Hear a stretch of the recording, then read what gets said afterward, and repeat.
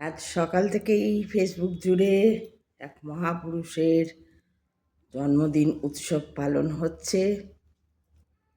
ভালো লাগছে, উপদেশ বাণীতে ভরে গেছে।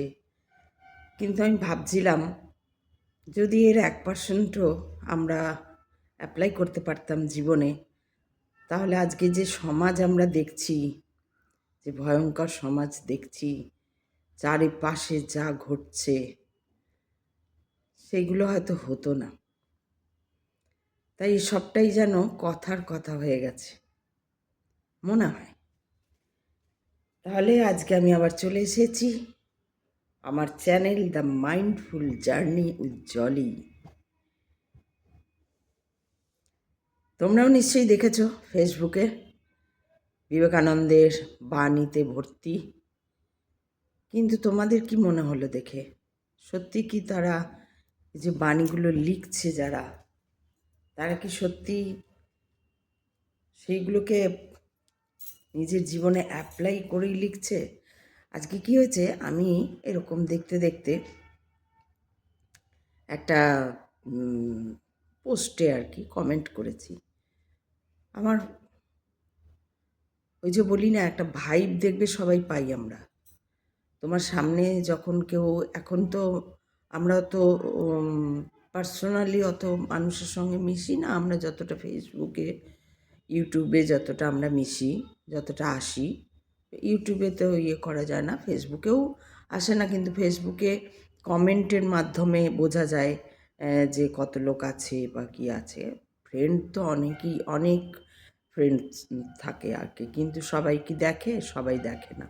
আমারটা তো দেখেই না, আমার একদম গোনাগুনতি 5 থেকে 6 জন দেখে ফেসবুকে, খুব বেশি হলে 10 জন, খুব বেশি হলে 10 জন, তাও আমার ছবি দিলে 10 জন। আর আমার ছবি না দিলে, অন্য কিছু লিখলে, অন্য কোনো কবিতা লিখলে তো কেউ একটাও পড়ে না। আর অন্য কিছু লিখলে টিকলে একটা দুটো পড়ে।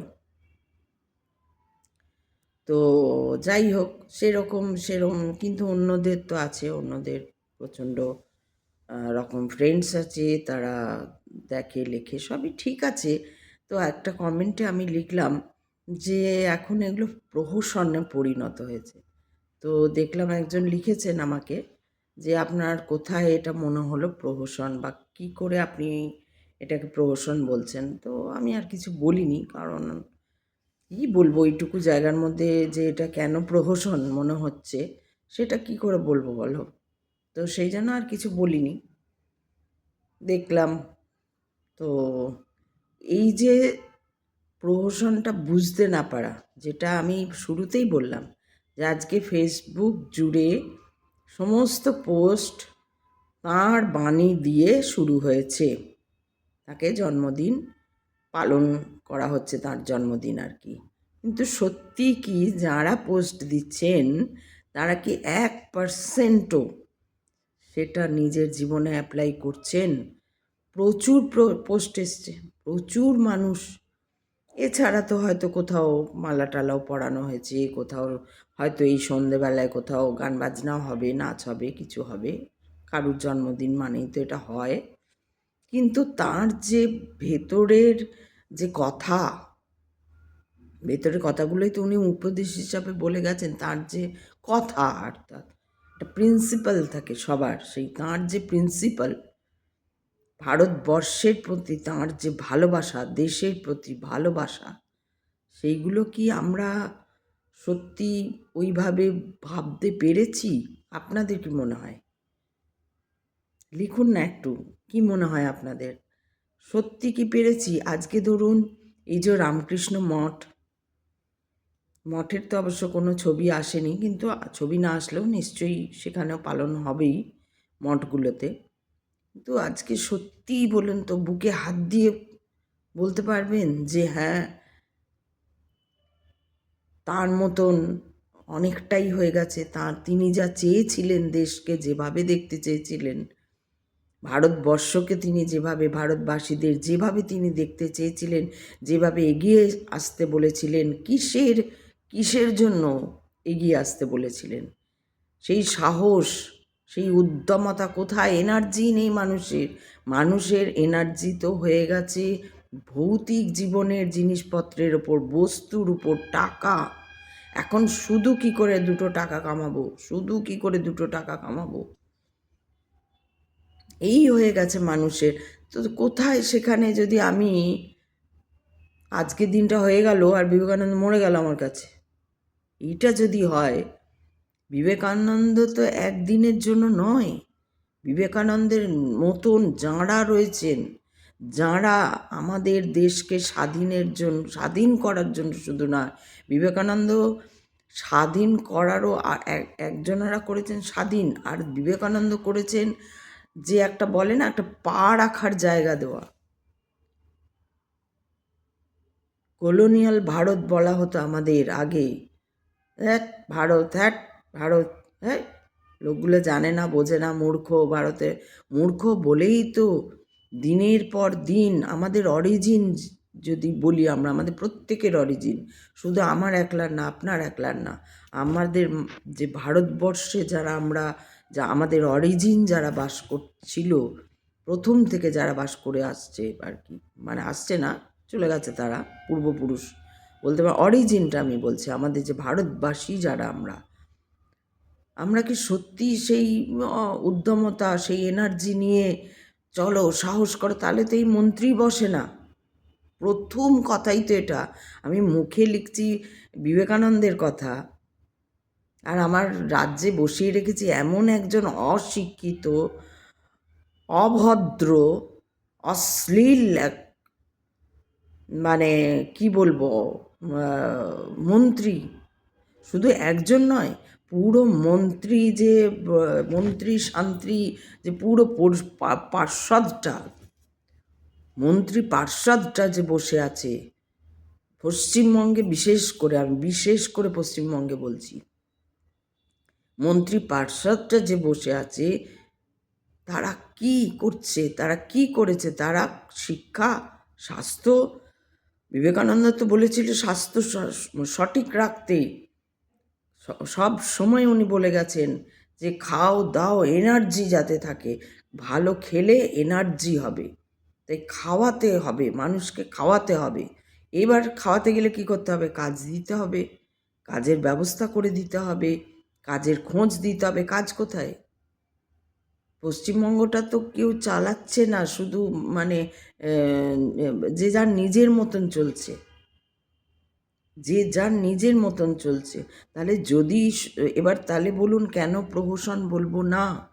এই যে কমেন্টে আমি লিখলাম, একজনের পোস্টের কমেন্টে আমি লিখলাম যে এসব প্রহসন। উনি বললেন না, কেন প্রহসন মনে হচ্ছে আমার? ওনার মনে হচ্ছে না প্রহসন? যদি প্রহসন মনে না, মানে উনি বুঝতে পারছেন না, উনি তার মানে ঠিক লিখেছি, তার মানে আমি যে বিবেকানন্দকে কেউ বোঝেইনি, বিবেকানন্দকে কেউ বোঝার চেষ্টাও করেনি। যদি বুঝতো, তাহলে আজকে এই মন্ত্রী পার্ষদ বসে থাকে আমাদের অভিভাবক হয়ে মাথার ওপর, তাহলে তো বিবেকানন্দের মতোই কেউ থাকতো, হয়তো একটু এদিক ওদিক হতো, কিন্তু ওনার পথে চলা কেউ, ওনার সেই বাণী উপদেশকে মেনে চলা, অ্যাপ্লাই করা জীবনে, সেই দিয়ে একটা দল গড়ে তোলা, তার সেরকম ফলোয়ার্স থাকতো, আমরা তাদেরকে করতাম, নির্বাচিত করতাম। বিবেকানন্দ তো ওইভাবে সামনে, মানে কি বলবো, পদ গদি এইসব করেনি, কিন্তু পাশ থেকেও, মানে পর্দার অন্তরালে থেকেও সবাইকে জাগ্রত করে গেছেন।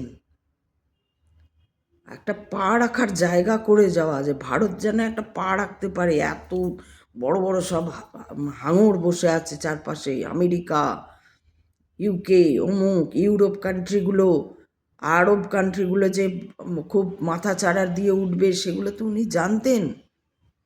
সেইখানে দাঁড়িয়ে ভারতের যা অবস্থা তখন ছিল, এখনও আছে, এখন শুধু উপরের মোড়কটা একটু অন্যরকম হয়েছে, উপরের মোড়ক এখনও ওরকমই আছে, আমি তো দেখি কি বলে চারপাশে, আমি জানি না আপনাদের চোখে পড়ে কি না, আপনাদের কি চোখে পড়ে কিছু? আপনারা তো কিছু বলেন না আমাকে। আমার জানতে ইচ্ছা করে যে আপনাদের কি চোখে পড়ে? কোথায় সেই অদম্য সাহস? সাহস মানে কি? সাহসী হও, সুস্থ থাকো, ব্যায়াম করো। উনি ব্যায়ামের উপর ভীষণভাবে জোর দিয়েছিলেন। উনি নিজে মুগুর ভাঁজতেন।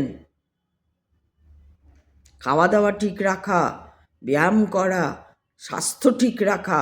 কোথায় স্বাস্থ্য? সবাই আমাদের এখন এত পলিউশন আর এত খাবারে ভেজাল। ম্যাক্সিমাম বাড়িতে, প্রত্যেক বাড়িতে বোধহয় দেখুন একটা না একটা প্রেশার, হাই প্রেশারের রুগী, নাহলে লো প্রেশারের রুগী, নাহলে কোলেস্টেরল, নাহলে থাইরয়েড, নাহলে আরও কিছু। আর হাড়ের জোর কমে যাওয়ার জন্য অনেক কিছু, কিডনি প্রবলেম, লিভার প্রবলেম। প্রত্যেক, ওনারও কি হয়নি? ওনার তো হয়েছিল। উনি তো ওষুধও খাননি, সেটা একটা অন্য ওনার চিন্তা ভাবনা ছিল। কিন্তু উনি তো বলে গেছেন সুস্থ থাকতে। উনি তো বলে গেছেন সুস্থ কেন থাকতে বলেছেন? সুস্থ কেন না? সুস্থ শরীর যদি যত সুস্থ থাকবে, তত আমার মনের জোর থাকবে, আমার ভেতরে সেই অদম্য সাহস, সেই কনফিডেন্স থাকবে। হ্যাঁ, আমি পারবো, আমাকে পারতেই হবে। এই ব্যাপারটা গড়ে উঠবে কখন? না আমার খাওয়া দাওয়া অমুক তসুকের জন্য যদি আমার শরীর স্বাস্থ্য ঠিক থাকে, তবেই আমার কিন্তু আমি নিজেকে ইয়ে করতে পারবো। আমরা আমাদের প্রচুর দেখা যাচ্ছে চারপাশে, আমি কাউকে গরিব দেখি না। সেজে থাকা সেজে আছে অনেকে, সেটা না, গরিব নেই কেউ, কারো পয়সার দরকার নেই। তাহলে কাজ করছে না কেন? যদি পয়সার দরকার তাহলে কাজ তো করবে। কাজের জন্য ঝাঁপিয়ে মরে দেবে যে কাজ চাই। কাজ কোথায়? কাজ করার ইচ্ছেই নেই কারোর। শুধু চটকদারি চমকদারি, আমি এইরকম ফুত করতে একদম চলে আসবে, টাকা ঝরে ঝরে পড়বে, আর আমি তার বসে বসে একদম সিংহাসনে বসে খরচা করব টাকা। এই তো হয়ে গেছে মানসিকতা। ম্যাক্সিমাম, আমি সবার কথা বলছি না, আমি জানি না কারা শুনছে কারা শুনছে না, কারা দেখছে কারা দেখছে না। কিন্তু এই যে বিবেকানন্দকে নিয়ে একটা দিনের প্রহসন চলে, বিবেকানন্দের মতন লোককে একটা দিন, বিবেকানন্দ তো সারা দিন মাস বছর, বছরের পর যুগ যুগ আমাদের ভেতরে আত্মার সঙ্গে জুড়ে গেছেন। বিবেকানন্দ আমাদের আত্মার, উচিত আমাদের আত্মার সঙ্গে জুড়ে নেওয়া উচিত বিবেকানন্দকে। কি বলেছেন উনি তার তার সেই গর্হিত অর্থকে নিয়ে তার উদ্ধার করে তারপর সেই রকম পথে চলা, অন্যায় প্রতিবাদ করা। ওইখানে দাঁড়িয়ে তো ভাবা যায়, তখন 164-65 বছর আগে ভাবতে পারা যায়, উনি যখন গেছিলেন ইয়েতে 1893 সালে যখন শিকাগো গেলেন, তখন আমাদের 1893, তখন আমাদের এখানে রাজ করে আছে ব্রিটিশ। আচ্ছা, ব্রিটিশদের কে সাথ দিল বলুন তো? কে সাথ দিল ব্রিটিশদের? না, এই ভারতীয়। আর সেই ভারতীয়রাই কিন্তু এখনো রাজ করছে। যার জন্যই আমি বলছি যে এই যে এত পোস্ট একদিনের জন্য, আজকে 12ই জানুয়ারি, আজকে খুব পোস্ট, কাল থেকে দেখবেন আর বিবেকানন্দকে ভুলে যাবে সবাই। ওই খুব রেয়ার একটা গ্রুপ খুলেছে, তারা তো আরেক সামনে নামটা রেখে পিছনে যে কি হচ্ছে, কোথায় তোলাবাজি হচ্ছে আর কোথায় কি হয়ে যাচ্ছে, এরকম প্রচুর গ্রুপ আছে, একটা গ্রুপ নয়। এই বিবেকানন্দ বলে গেছিলেন এই তোমরা সাহসী হয়, ওঠো, জাগো, সতর্ক হও, এই বলে গেছিলেন। এমন সতর্ক হয়েছেন আপনারা, আমি আপনাদের যারা শুনছেন তাদের কথা বলছি না, আমি যারা কমেন্ট লিখেছে বা এই পোস্টবুকে, আপনারা যদি পারেন এটা শেয়ার করুন, তাহলে যারা পোস্ট করেছে তারা শুনতে পাবে। আমি তো বলি একটু শেয়ার করে দিন। এই সাহস এত সাহস আপনাদের যে আজকে একজন অশিক্ষিত, অভদ্র, সবথেকে বড় কথা সৌজন্যবোধ নেই যার, যে কাউকে মানুষকে মানুষ বলে জ্ঞান, কারণ তার দোষ নয়, তার দোষ নয়, তার তো শিক্ষা নেই। তুমি একজন অশিক্ষিতকে বসিয়ে দিয়েছো গদিতে, সে জীবনে কোনোদিন ভালো খায়নি, ভালো পড়েনি, ভালো কথা বলেনি, কথা বলতে জানে না। সবাইকে আর কথা বলতে জানে না। তাদের বিলঙ্গিংটা দেখতে হয়। ওর বিলঙ্গিং একটা বস্তিতে, কোথায় সেই কোন রায়টের সময় এসে বসে দখল করে জায়গাটা, কোনো রকমে গড়টর তুলে চপ ভেজে লোকের বাড়ি কাজ করে এই করে ওই করে ধার কামাল উধার করে হয়ে গেছে। তাকে বসে এইসব জেনেও, সবাই জানে, এখন তো সবাই জানে, তার সত্ত্বেও সে বসে রয়েছে। হয়তো আগামী দিনেও আমি জানি না সে বসবে কিনা। আমরা, এটাই তো আমাদের ছায়া। আমাদের মাথার উপর যে রাজ করছে সে কে? আমাদেরই ছায়া, আমাদের মনের ছায়া। তা এত সাহসী, এত অদম্য এত কনফিডেন্ট, আমাদের এত শিক্ষিত আমরা, এত জ্ঞানী আমরা, তাহলে ওই এত মঠ, এত অমুক, এত কি বলে রামকৃষ্ণের ভক্ত, এত সব মঠে এত এত সব সাধু সন্ত, তারপরেও কি করে একটা অশিক্ষিত ছায়া আমরা দেখতে পাই? তাহলে ফেক বলবো না, প্রহসন বলবো না, তো কি বলবো? কি বলবো আমি জানি না। আজকে বলা যায় না, ওই যিনি লিখেছিলেন তিনি যদি আমার ওইটা ধরে, ওই কি বলে, ওই অ্যাকাউন্টটা ধরে খোঁজ করেও আজকের ভিডিওটা শোনেন, যে প্রহসন বলবো না তো কি বলবো? প্রহসনে পরিণত হয়েছে একটা দিনের জন্য। বিবেকানন্দ বিবেকানন্দ বিবেকানন্দ, তারপরে ব্যাস। বিবেকানন্দ একদিনের, এই জন্য তো বলি বিবেকানন্দকে কেউ বুঝতে পারেনি। খুব জোর দিয়ে বলি, বিবেকানন্দকে কেউ বুঝতে পারেনি। কি ছিল, কি করে গেছেন উনি যদি না থাকতেন, তাহলে এই যে যা আমরা করছি, যে স্বাধীনভাবে করছি, সেটা করা যেত না। এই যে আমি এখন ইউটিউব করছি, বা আরও কেউ যারা এই অফিস যাচ্ছে করছে, অমুক হচ্ছে, মেয়েরা বিশেষ করে বিদ্যাসাগর আর বিবেকানন্দ যদি না থাকতো, তাহলে মেয়েরা এই যে আজকে ফুটানি মারছে, এত পারতো না, ওরা বুঝতে পারছে না, ওরা পারতো না।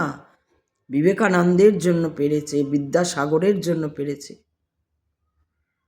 বারবার বলা হয়েছে মেয়েদের এগিয়ে দাও, মেয়েদের এগিয়ে দাও, মানে কি? ছোট মিনি স্কার্ট পরে আর প্রভোকেটিভ ড্রেসেস পরে আর প্রভোকেটিভ সাজগোজ করে, প্রভোকেটিভ কথাবার্তা বলে, আর হাই ফাই উই ফাই করে দুটো ইংরেজি পাতা শিকাগোতে গিয়ে কি বলে বক্তৃতা দিয়ে এলো একজন, কিন্তু সে ঘরে ইংলিশ ফুটানি মারেনি, আমি ইংলিশে কথা বলতে জানি বলে। এই যে ভাবনাগুলো আমরা যদি নাই ভাবতে পারি, তাহলে প্রহসনই বলবো। আমরা যদি সেইভাবে নাই ভাবতে পারি কথাগুলোকে, সাহসী হওয়া মানে কি? স্বাস্থ্য নিয়ে উনি সবসময় কথা বলে গেছেন, সুস্থ থাকতে হবে। সুস্থ না থাকলে তো, আমি যদি অসুস্থ থাকি, এই যে আমি কতবার অসুস্থ হয়েছি, আমার এই যে কোমরে সামান্য খিচ, তাতেই মন খিটখিটে হয়ে যাচ্ছে, এই হয়ে যাচ্ছে। এবার যারা ভুগছে, সমানে ভোগে, বা যারাদের এরকম হয় বা কিছু হচ্ছে, শরীর যদি সুস্থ না থাকে, কারণ এত ভেজাল, এত মানে তার উপরে জিনিসের এত দাম, এই সমস্ত নিয়ে এত অনাচার, সব সহ্য করে যাচ্ছি। বিবেকানন্দের পথের পথিক হয়ে আমি এসব সহ্য করব? আমাদের মতো লোকদের উপায় নেই। বলছি তো, আমার যদি একটা দল হতো, তো আমি নেমে পড়তাম, তাড়িয়ে ছাড়তাম। শিক্ষা তো শিক্ষা, স্বাস্থ্য তো স্বাস্থ্য, আনতে হবে। কিন্তু কে সাথ দেবে আমাকে? আমার তো না ফেসবুক দেখে কেউ, না কথা শোনে কেউ, না ইউটিউব দেখে কেউ দেখে না। ওই কয়েকজন, দুই তিনজন, খুব খুব খুব রেয়ার, বেশি হলে 5 জন আমার পুরো ভিডিও দেখে। খুব বেশি, তাও সব দিন না, সব দিন নয়, দেখে আধা দেখেই বন্ধ করে দেয়, 5 জনের মধ্যেও আধা দেখে বন্ধ করে দেয়। তা আমি তো ওই জন্য তো ওটা আমার দ্বারা হবে না। যাদের ফলোয়ার্স আছে, যারা উল্টোপাল্টা ভিডিও করে আজকে কেন করছে উল্টোপাল্টা ভিডিও, যদি বলুন তো, আজকে প্রহসন বলবো না, যে মহিলা বা যে পুরুষ, যে মেয়ে, যে ছেলে আজকে পোস্টে ভরিয়ে দিয়েছে, সে যদি সত্যিকারে আজকে সেই বিবেকানন্দের পথের প্রতীক হতো, বিবেকানন্দের পথে চলার যে কথাগুলোকে অ্যাপ্লাই করতো নিজেদের জীবনে, তাহলে তো আমরা গ্রুপ দেখতে পেতাম।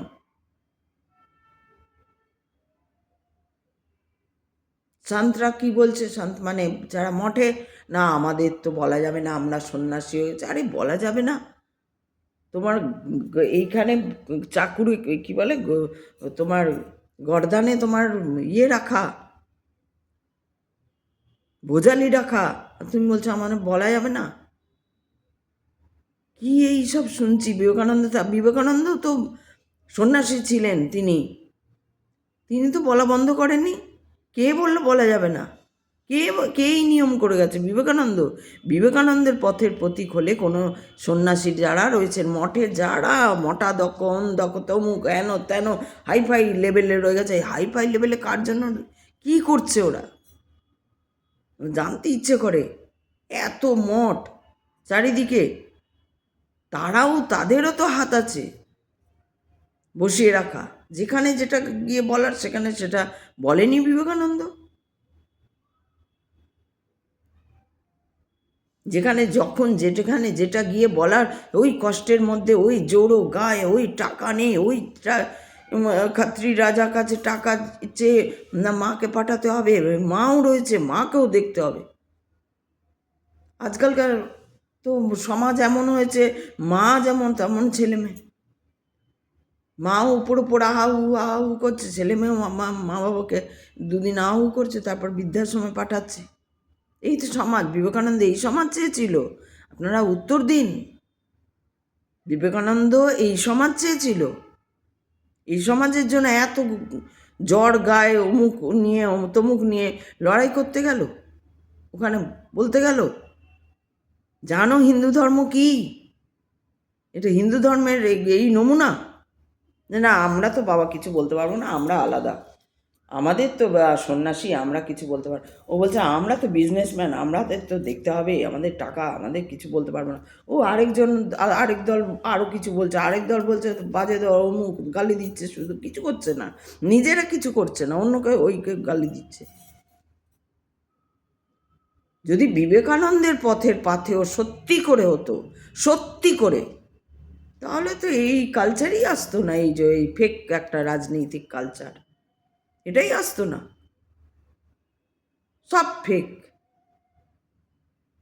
মঠ বানিয়ে দিয়ে গেছে, আমরা ওখানে খাচ্ছি দাচ্ছি, ভালো থাকছি, একটু জ্ঞান গম্ভীর দিচ্ছি, বেদ পড়াচ্ছি। বেদ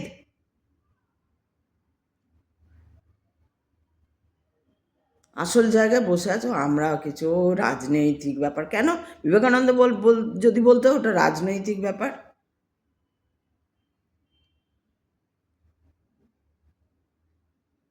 তুমি বিবেকানন্দ তো পথটা দেখিয়ে দিয়ে গেছে যে আধ্যাত্মিক পথেও তুমি লড়াই করে জিততে পারো। তাহলে সন্ন্যাসীরা রাজনীতি বলে কেন নিজেদেরকে একটা সেফ গার্ড করে রাখছে? মঠের সন্ন্যাসীরা এত খারাপ অবস্থা, এক মেয়ে রেপ হয়ে যাচ্ছে, চুরি করছে, ছিনতাই করছে, অমুক করছে। আমি শুধু আমাদের রাজ্য বলছি না, পুরো ভারতবর্ষের কথা বলছি। পুরো ভারতবর্ষ, এই বিবেকানন্দের ভারতবর্ষ দেখছি।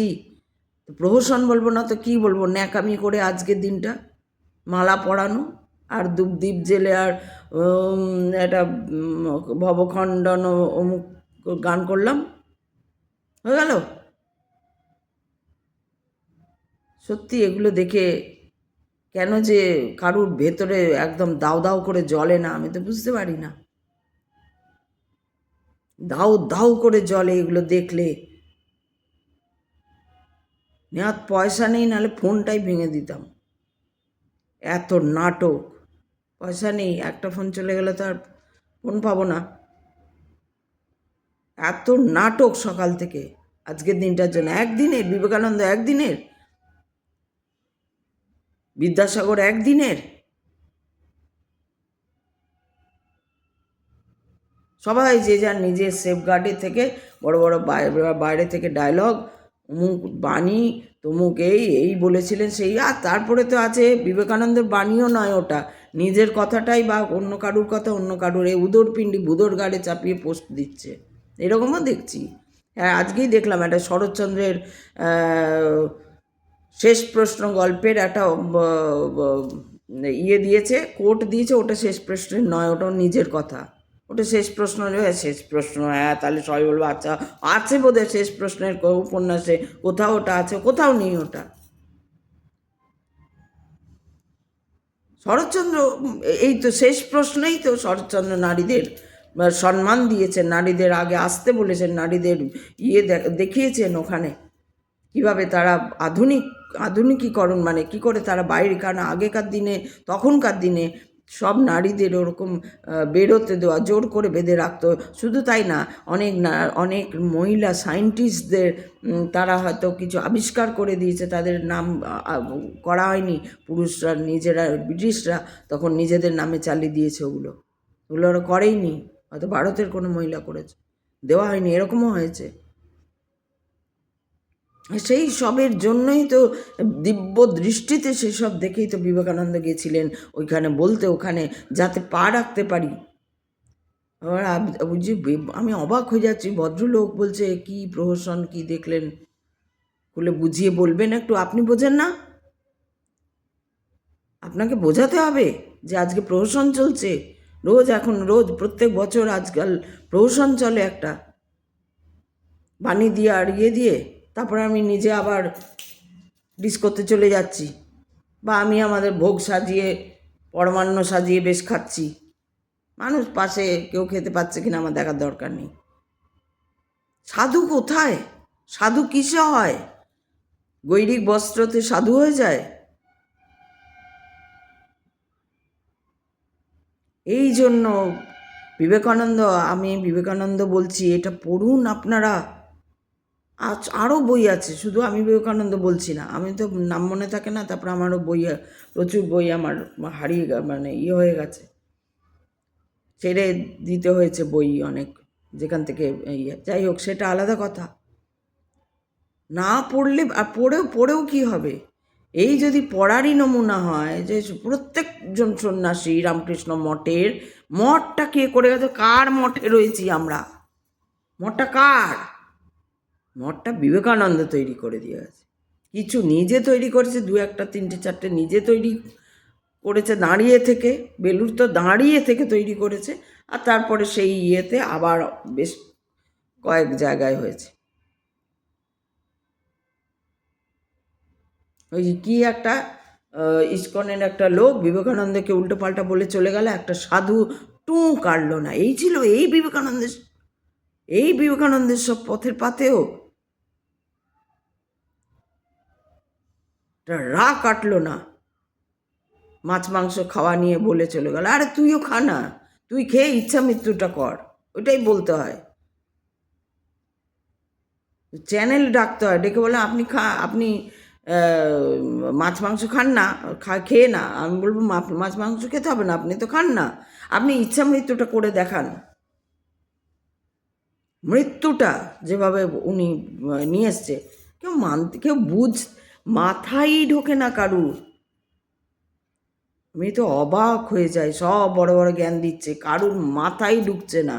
একবার একটা নিঃশ্বাস 10 মিনিট বন্ধ করে রাখুক তো কেউ, 10 মিনিট একটা নিঃশ্বাস বন্ধ করে থাকুক। যারা প্র্যাকটিস জিম ফিম করছে তাদের কথা আলাদা, তারা সাঁতার কাটছে, তারা পারবে 10 মিনিট থাকতে। বাকি এমনি যারা জ্ঞান দিচ্ছে, যারা ওই সাধুসন, তারা থাকুক তো দেখি 10 মিনিট 15 মিনিট নিঃশ্বাস বন্ধ করে। আমি বিবেকানন্দ ছাড়া আর তো কাউকে শুনিনি কোথাও এখনো পর্যন্ত যে ওনার ইচ্ছা মৃত্যু হয়েছে, আমি শুনিনি, হতে পারে শুনিনি, কোথাও দেখিনি বাংলায়। বিবেকানন্দেরই কোনো ডিসিপল বা মঠের কোনো সন্ন্যাসী নিয়ে ইচ্ছা মৃত্যু নেন। হ্যাঁ, বয়স হচ্ছে, মারা গেছে, তো নর্মাল মৃত্যু হয়েছে দেখেছি। কেন বারবার ইচ্ছা মৃত্যুর কথাটা বলছি? কারণ এটা শুনতে যত সোজা, সোজা নয় ব্যাপারটা। ওনার কাছে উনিই পেরেছিলেন। এবার উনি কীভাবে পারলেন? কিভাবে একটা লোক একটা বই দেখে, প্রথমটা দেখে, মাঝটা দেখে, শেষটা দেখে, তারপর পুরো বই, এনসাইক্লোপিডিয়া, শুধু বই নয়, এনসাইক্লোপিডিয়া পর্যন্ত তার মুখস্থ হয়ে যায়। কত বড় একাগ্রতা! আর এই একাগ্রতা থাকলে তো সত্যিই অনেক কিছু দেখতে পাওয়া যায়, অনেক কিছু। আমরা যদি 5 মিনিট, রোজ 5 মিনিট করে একটু একাগ্র থাকি, তাতেই আমরা 5 বছর পর কিছু তো বুঝতে পারি। এবার ওনার কথা চিন্তা করুন, ছোটোর থেকে ধ্যান খেলতে খেলতে, খেলা করতে করতে ধ্যানস্থ হয়ে গিয়ে সমাধিস্থ হয়ে গেলেন। একটা সাপ এসে বসে থাকলো, বন্ধুরা পালালো সাপ সাপ করে, আর ও বসেই থাকলো।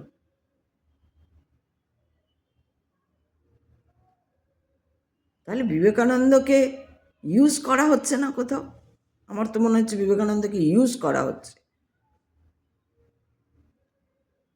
এই একদিন হলো, ব্যাস আজকের দিনটা হয়ে গেল, যা ফুলমালা পরানোর, পঞ্চপ্রদীপ দেখানোর হয়ে গেল।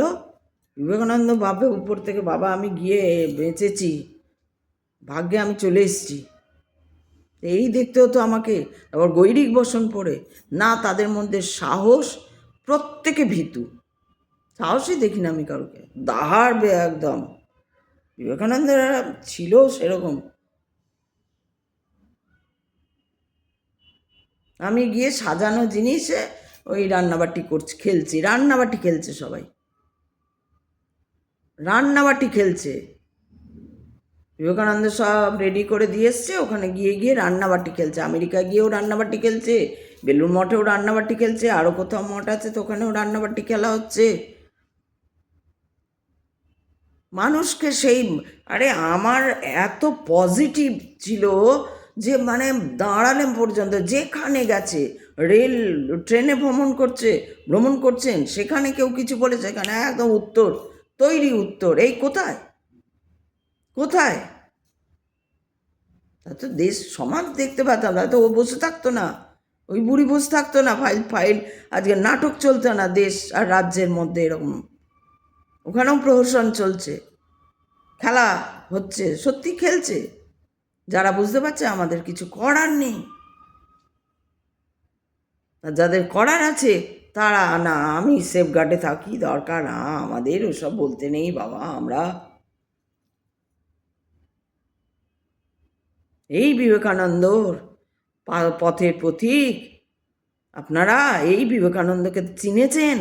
এটা যদি প্রহসন বলি, তা প্রহসন বলবো না তো কি বলবো? বিবেকানন্দ মানে দাহাড়বে একদম, চলবে না এটা করা। চলো খাও দাও, মজা করো, ফুর্তি করো। ফুর্তি মানে কি? মদ খাও, ডিস্কোতে যাও, নাচো। আর মেয়েদের এগিয়ে দেওয়া মানে কি? বাবা দেখছে ছোট ড্রেস পরে, এইটুকুনি যারা পরে ল্যাংটা, হাফ ল্যাংটো হয়ে বেরোচ্ছে যারা, তাদের ঘরে বাবা নেই? নিশ্চয়ই আছে,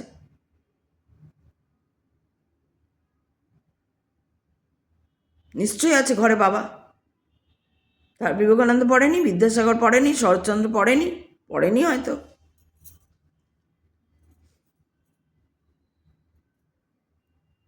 তাই জন্য ওই মহিলাকে বসিয়ে রাখতে পেরেছে। এটাই তো সব থেকে আমাদের ফেলিওর, সব থেকে বড় ফেলিওর, আমাদের পুরো ভারতবর্ষের ফেলিওর। দেশও করছে, কেন্দ্রও তাই করছে। আছে আমার ওর সঙ্গে কিছু, তুমিও করো, তুমি আমার গাল দিয়ে দাও, হ্যাঁ আপনাকে গাল দেবো কিন্তু, হ্যাঁ ঠিক আছে, আর চলো এই। আর সেটা আমরা দেখছি বসে বসে পপকর্ন খেতে খেতে। বাহ, দারুণ, খুব সুন্দর হয়েছে নাটকটা। মঞ্চে কেন যেতে হবে টিকিট কেটে? এই তো বেশ নাটক দেখা যায়। এই বলেছিল বিবেকানন্দ, কারুর মুখে কুলুপ, যাদের বলার কথা, যাদের এত এত ফলোয়ার, যারা বললে দেশের দশের কাজ হবে, যাদের রাজ্য উন্নতি করবে, তারা মুখে কুলুপ এঁটে বসে, না না আমার ভোগটা যেন ঠিক থাকে, আমার আজকে অমুক জায়গায় সম্মেলন, আমার আজকে তমুক জায়গায় বার্তা বহন করতে, আমার আজকে তমুক জায়গায় দরবার। আমার আমেরিকায় দরবার, আমার লন্ডনে দরবার, আমার গাড়ি কী সব আজকাল সন্ন্যাসী হয়ে। এদিকে বিবেকানন্দ মাছ খেতে বলে খুব সুরসুরি লাগে, একটা সন্ন্যাসী দেবে গাড়ি চড়ে, দেখবে BMW চড়ছে, দামি তাদের হাতের ঘড়ি আর আইফোন। এই বিবেকানন্দ এই মঠ তৈরি করে এই পুষতে দেখছে উপর থেকে বোধহয়, হায় রে আমি এদের জন্য মঠ করেছি। অন্যায়ের পর অন্যায় বসে আছে অন্যায়ের গদিতে, তাকে একটা কথা বলার সাহস রাখে না এরা। যা নয় তাই হচ্ছে, ভ্রষ্টাচারের মানে পরাকাষ্ঠা নিয়ে, অনাচার ভ্রষ্টাচারের পরাকাষ্ঠা, মিথ্যেবাদী হবে না কেন? ওর তো দোষ নেই, ও কোথা থেকে উঠে এসছে, নালা নর্দমা থেকে, কীট কৃমি। ও আমাদের বিষ্ঠায় যে কৃমি থাকে ও সেইখান থেকে উঠে এসছে, ওকে কেন দেবো? কিন্তু যাকে ওরা সহ্য করছে, যাকে ওরা বসিয়ে রেখেছে, তাহলে আমার লাভ কি? যদি কেউ নাই শুনলো, যদি কেউ নাও একটা দাঁড়ালো, হ্যাঁ রামকৃষ্ণ বলে গেছেন, ওই জন্য আমি রাগ করি, ওই জন্য আমার মাথা গরম হয়। এখন কি করতে হবে সেটা বলো, এখন জাগাও, ইউথকে জাগাও, বলো তোমরা বেরো, করো, লড়ো, এই করতে হবে। এইটাই তো বলে গেছেন বিবেকানন্দ।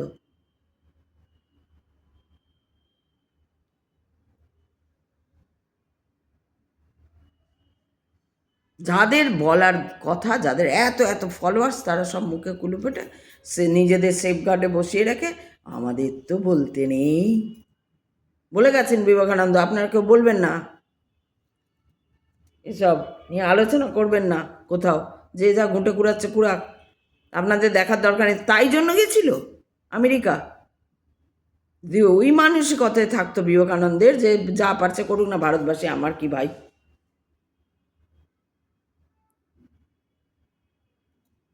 আমি একটা গেরুয়া পরে, গৈরি গিয়ে পরে, আর তিলক কেটে, আর এই বাণী ছড়িয়ে, বেদ কি উপনিষদ কি, আর এদিকে বই বসে রয়েছে 15 বছর ধরে। আরও এইবার জিতলে না জানি কত বছর, 20 বছর বসে থাকবে, আর না জানি আর কত বছর, জানি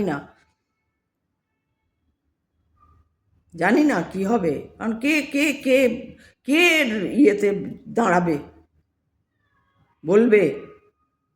এত অনাচার, তাও চোখে পড়ছে না কারুর। ভাবা যায়? এত অনাচার, এত অনাচার, এই ব্রিটিশের এককাটি উপরে হয়ে গেছে, মাথার উপর দিয়ে জল চলে যাচ্ছে, তাও না আমাদের বলতেন বিবেকানন্দ, তাই বলে গেছিল। তো প্রহসন বলবো না তো কি বলবো? সব প্রহসন, সমস্ত প্রহসন চলছে আজকে, চারিদিকে প্রহসনের মেলা। কারো একটা জন্মদিন পেলে ব্যাস পোস্ট করে যাচ্ছে, সাধারণ থেকে অসাধারণ সব একই, একদম। না ভদ্রতা জানে, না সৌজন্য জানে, না মর্যাদা জানে। এই তো মানুষ, যার জন্য ওই ছায়াই দেখছি, জনগণের ছায়া হোক, তাহলে হয়। একটা স্বামী স্ত্রী তখনই একসঙ্গে ঘর থাকতে পারে, ওদের ভেতরের কোরে মিল নিশ্চয়ই থাকে। উপর অনেক অমিল থাকতেই পারে, ওপিনিয়নে অনেক অমিল থাকতেই পারে। কেউ খুব চট করে ধরে ফেলে, কেউ খুব চট করে ধরে না, কেউ খুব ভালো রান্না করতে পারে, ও একদমই রান্না করতে পারে না, ও খুব ভালো বাজার করতে পারে, খুব ভালো বাজার করতে পারে না, এ খুব ভালো গান গাইতে পারে, ও খুব ভালো গান গাইতে, এরকম মিল অমিল থাকতে পারে, কিন্তু কোথাও একটা খুব মিল, তাই জন্য তারা টিকে থাকতে পারে। যাদের সেই কোর পয়েন্টে অমিল হয়ে যায়, তারা টিকে থাকতে পারে না, ডিভোর্স হয়ে যায়। সেটা শুধু স্বামী স্ত্রীর জন্য না, এটা সমস্ত সম্পর্কের জন্য। বাবা মার সঙ্গেও থাকা যায় না যদি সেই কোর পয়েন্টে মিল না থাকে। যাদের সঙ্গে নেই, ভাই বোনের সঙ্গে থাকা যায় না, অমুকের সঙ্গে, যে কোনো পাড়া পড়শি, ওই জায়গা। এই তো দেখলেন আমাকে, আমি জায়গায় থাকতে পারলাম মাত্র 2 বছর, কি একটা ঘরে গিয়ে মাত্র 2 বছর থাকা, আমি পারছি না থাকতে। কারণ এত ওই রকম ধরনের মানে দাম্ভিকও না, ওদের লোচ্চা দাম্ভিক আর কি, লোচ্চা দাম্ভিক বলে ওখানকার লোকগুলো, এরকম 2-3 জন ছাড়া আর কি। সব জায়গাতে ব্যতিক্রমী থাকবেই, ওটা বলবো না আলাদা করে। এখানেও যেমন আছেন, ওখানেও আছে, ওখানেও আছে, সব জায়গায় আছে। ওটা না মানে ইয়েটা, যেটা মেজরিটি নিয়ে আমি কথা বলছি। তাই এইরকম করে জন্মদিন না করাই ভালো। কিন্তু কে শুনবে? আমার কথা তো কেউ শুনবে না, আর আপনারা তো শেয়ারও করবেন না যে লোকে শুনুক চারটে কথা। এরকম করে প্রহসন করার কি মানে? এরকম করে প্রহসন করবে, এরকম করে দিন চলে যাবে, যা হবার তাই হবে। কেউ একদল বলবে এই সব কিছু হবে না, আতেলের মতন। আমি কিছু করি না, এমন নয় যে আমি কিছু করে বলছি যে হ্যাঁ হবে না। আমি তো তাও বলবো, আমি এখানে বলার চেষ্টা তো অন্তত করছি, যে একটা লোকও যদি বেরিয়ে আসে সেই দাহাড়বে একদম, আয় দেখি কার কত দম আছে। দাহাড়বার মতন লোকই নেই, শুধু পয়সা চিপুসগিরি চলছে। ওর চালা, ওর চালা, ওর চালা, ওর চালা, সবাই সবার চেলা চামুন্ডা হয়ে রয়েছে। ধুরন্ধর দেখে এলাম কালকে, ধুরন্ধরে যেমন পিটিয়ে পিটিয়ে মারছিল, ওরকমভাবে সব কটাকে মারলে তবে গিয়ে ঠিক হবে। নাটক ফাটক সব বন্ধ করো। সেই লোক কোথায়, কে বলবে? আমি তো নাটকের দলে ঢুকে আছি না, আমি কি করে বলবো? আমি একটা নাটকের দলে ঢুকলাম, সত্যিকার নাটকের দল, দেখলাম ওখানেও সব চালাবাজি হচ্ছে, বেরিয়ে চলে এলাম, থাকবো না। ন্যায় তো ন্যায়, অন্যায় তো অন্যায়, মুখে বড় বড় বাতলিং, আর তারপরে আমি যেই কাজ সেই হয়ে গেলাম।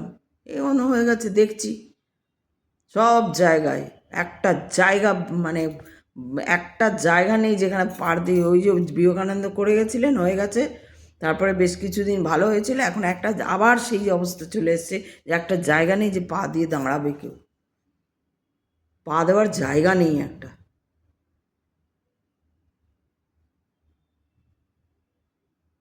খুব খারাপ লাগে এগুলো দেখে। আমি জানি না আপনাদের কি মতামত। সবাই সব নিশ্চয়ই তো অবশ্যই বলি যে ব্যতিক্রম সব জায়গায় আছে, কিছু ভালো মানুষ, আর যাদের হাতে ওই রকমই, যাদের হাতে অত ক্ষমতা নেই, তারা বললে কিছু হয় না, ফলোয়ার্স নেই। ক্ষমতা মিন্স কি, লোকবল চাই, অর্থবলও চাই, অর্থবলও চাই, লোকবলও চাই, নিরাপত্তা, মানে অর্থবল আর লোকবল হলে একটা নিরাপত্তা তো এসেই যায়। সেখান থেকে গিয়ে দাঁড়িয়ে একটা কিছু কাজ করা যায় না। বায়াস্ট কেউ, ওই যে বলেছিলাম, বারবার বলি, কেউ রামকৃষ্ণে বায়াস্ট, কেউ অমুকে বায়াস্ট, কেউ আরও কিছুতে বায়াস্ট, কেউ ওই যে মুখ্যমন্ত্রীতে বায়াস্ট, কেউ প্রধানমন্ত্রীতে বায়াস্ট। বায়াস্ট হয়ে থাকলে তো কোনো কোনো দিকটাকে ঠিক করা যাবে না। সে ভুল করলেও আমি বলবো হ্যাঁ বাবা মাই বায়াস্ট, ছেলেমেয়ের প্রতি ছেলে মেয়ে বায়াস্ট, মা বাবার প্রতি। একমাত্র বোধহয় আমার বাড়ি যেখানে আমি যেমন ছেলেদের দোষ এখনো ধরতে পারি, ছেলেরাও আমার দোষ ধরতে পারে। সব জায়গায় বায়াস্ট হয়ে রয়েছে। না ও করেছে তা খুব ভালো হয়েছে, ও বলেছে তাহলে সব ঠিক আছে, ও হয়েছে হ্যাঁ সব, ঘর থেকেই, ঘরে ঘরেই, চ্যারিটি বিগ্যানস অ্যাট হোম, ঘরে ঘরেই তো ওরকম। তাই এই হচ্ছে আজকের অবস্থা। আজকে তার জন্মদিন, আর জন্মদিন বলে আর কি হবে, সে মানে সত্যি বলছি কোনো ইয়েই লাগে না। যদি দেখতাম যে 10জন লোক অন্তত আছে চিনি সারা দেশের দুনিয়ায়, একদম বিবেকানন্দের মতন 10জন লোক, একদম কেউ কোনো অন্যায় করতে পারবে না। আরে আর্মিদের ছেড়ে দাও অন্তত, আর্মিদের অন্তত ছেড়ে দাও, এখন বিবেকানন্দ পাবে না, এখন আর্মিদের ছাড়ো, সব ঠিক করে দেবে তারা। না, ওদেরও করতে দেবে না, তাহলে আমাদের খেলা জমবে না। এই খেলাই চলছে শুধু, সারা জীবন খেলে যাচ্ছে আর জনগণ আঙুল চুষছে। আর শুধু গ্যাসের দাম কেন বাড়লো, মরে যাও তুমি। গ্যাসের দাম বাড়ালো, ও অমুক করলো, বায়াস্ট, ওর মধ্যে দোষ ধরছে, ওই দোষ ধরছে, ও তাই দোষ ধরছে। আমার সুবিধাটা জানে যে ঠিক করে দেবে, ব্যাস সে খুব ভালো। আমার যদি সুবিধা হলো না, ব্যাস তাহলে ও খারাপ। আর যদি আমি ওর দলের হয়ে কাজ করছি, তাহলে তো মুখ চুপ, একদম কুলু পেটে দিলাম, আর কিছু বলতে পারবো না। সে যতই অন্যায় করুক আর যতই যাই করুক, চোখের সামনে দেখা যাচ্ছে অন্যায়গুলো, চোখের সামনে, তাও সব মুখে কুলুক। বড় জোর এখন হয়েছে এই একটা হাতিয়ার, ইউটিউবে কোথাও কিছু হলে তখন দাদা ঠিক বলেছেন, দাদা এই করেছেন, এই সব দেখি খুব আমি। আর এই আধ্যাত্মিকতা তো, ঠাকুর আমার মেয়েটাকে দেখো যেন ভালো রেজাল্ট করে, মরে যাওয়া উচিত।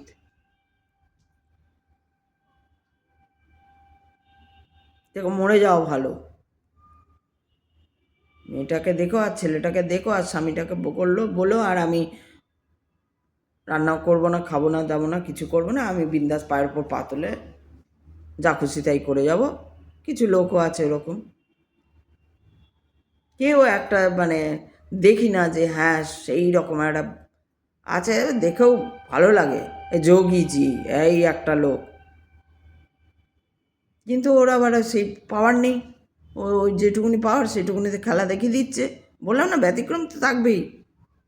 ওই যদি একদম দেশের হয়ে আসে, কিন্তু ওকে আসতে দেবে না, ওখানেও রাজনীতি, ওকে দাঁড়াতে দেবে না, ওকে প্রধানমন্ত্রী হতে দেবে না, খেলা জমবে না, ও খেলা ঠেলা দেখবে না, ও ড্যাডা ড্যাডা ড্যাডা ড্যাডা যাও মরগা। আমি মুখে বলছি, ও করে দেখিয়ে দেবে, বেশ করবে, ওরকমই দরকার। কিন্তু দেখি মহাদেবকে ডাকবো, শিবরাত্রিতে বলবো একদম যোগীজির মতন নিয়ে আসো, যোগীজির মতন একদম প্রধানমন্ত্রী এমন, দেশ দুনিয়া একদম করে দিক। বিবেকানন্দ আসুক সত্যি করে আরেকজন, 10 জন বিবেকানন্দের ক্ষমতা নিয়ে আসুক ওই যোগীজি। তো আজকে সত্যি খুব খারাপ লাগে আমার এগুলো, আমি ওই জন্য বলি। যার ভালো লাগবে লাগবে, না লাগবে, কারুর মন জোগাতে তো আমি কথা বলতে পারবো না। দেখি অনেকেই তো কমেন্টে ফালতু কমেন্টও দেয়, যারা তারা দেয়নি, ভালো বাঁচোয়া আমার, আমাদের বাঁচিয়েছে। তো বললাম চেষ্টা করব, আমি তো আমার মতন করে যতটা, আমি আমার যত ক্ষমতাই নেই তো আমাদের, করেও বা কী হবে, ক্ষমতাই নেই। যদি এটা দাঁড়াতে পারতাম, কী করে ভোটে দাঁড়াতে হয় তাও জানি না। ভোটে দাঁড়াতে পারলেও কিছু করা যেত, মেরে দেবে, মৃত্যু ভয় নেই, মার, কিন্তু বলে মারবো, মেরে মরবো। এসব ফালতু লোকগুলো তো আগে একদম যোগীজি হয়ে যেতাম আমি, আমাকে যদি ভোটে দাঁড়াতে জানি না আমি, কী করে দাঁড়াতে হয় এসব টেকনিক, মানে যা কাজ কি প্রসিডিওর জানি না, নাহলে ভোটে দাঁড়িয়ে যেতাম, আরেকটা যোগীজি হতাম আমি যদি জিততাম। আপসে ভাব বদলে যেত, ট্যাপও করতে পারবে না, সোশ্যাল মিডিয়াই বন্ধ করে দিতাম। চলবে না ভারতবর্ষের সোশ্যাল মিডিয়া আরও খারাপ করছে কিছু কিছু অর্থে। ফেসবুক হোয়াটসঅ্যাপ সব বন্ধ করে একটা দুটো কিছু রেখে, ওগুলো তো আমাদের হাতে নয়, ওরাই চালাচ্ছে, বললো নেবো না আমি, যাও, দরকার নেই আমার, অন্য কিছু বার করতাম। যাই হোক সেসব আমি এখানে কী আর বলবো, জানি না প্রসিডিওর, নাহলে একবার দেখা যেত যদি দাঁড়াতে পারতাম ভোটে। আপনারা যদি কেউ প্রসিডিওর জানেন ভোটে দাঁড়াতে গেলে কী করতে হয় তাহলে আমাকে বলুন। যদি আমার টাকা লাগে তাহলে তো পারবোই না একদম, তাহলে বলবেনই না। টাকা পয়সা ছাড়া যদি দাঁড়ানোর অন্য কোনো প্রসিডিওর থাকে, বা কারো চেনা জানা থাকে, কেউ চেনা জানা থাকেন আপনারা, যে আমাকে হেল্প করতে পারবেন দাঁড়ানোর জন্য, তাহলে বলুন, তাহলে দাঁড়াবো, দাঁড়িয়ে একদম যদি জিততে পারি, দাঁড়ালে আমি জিতবই, কেমন যেন আমার ভেতর থেকে এটা মনে হয়, দাঁড়ালে আমি জিতবই। তো যাই হোক, আমি এটা করলাম আজকে, খুব রাগ হয়েছে এইসব বিবেকানন্দের, মানে এদের উচিতই না এদের মুখ দিয়ে বিবেকানন্দের কথা বার করা। চেনে না, জানে না, বোঝে না, কি লোকটা, মানে ভগবান আমরা যে ভগবান বলি, ঈশ্বর বলি, বিবেকানন্দ মানে ভগবানেরও আর কি বলবো, স্বয়ং শ্রীকৃষ্ণ বলবো, না মহাদেব বলবো, না কি বলবো ওনাকে। আমার সমস্ত প্রণাম তার প্রতি থাক। জানি না তিনি আছেন কি নেই, ভেবেছিলাম একবার প্ল্যান সেট করে ডাকবো, কিন্তু প্ল্যান সেট করারও লোক নেই আমার যে প্ল্যান সেট করে ডাকবো। যাই হোক, চললাম।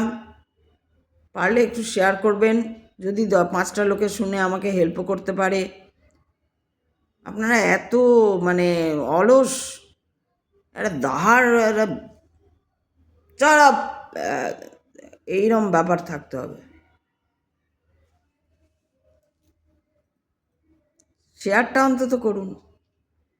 যাই হোক, আমি চললাম। হর হর মহাদেব, ওম নমঃ পার্বতী পতে, হর হর মহাদেব, শিব শম্ভো। চললাম।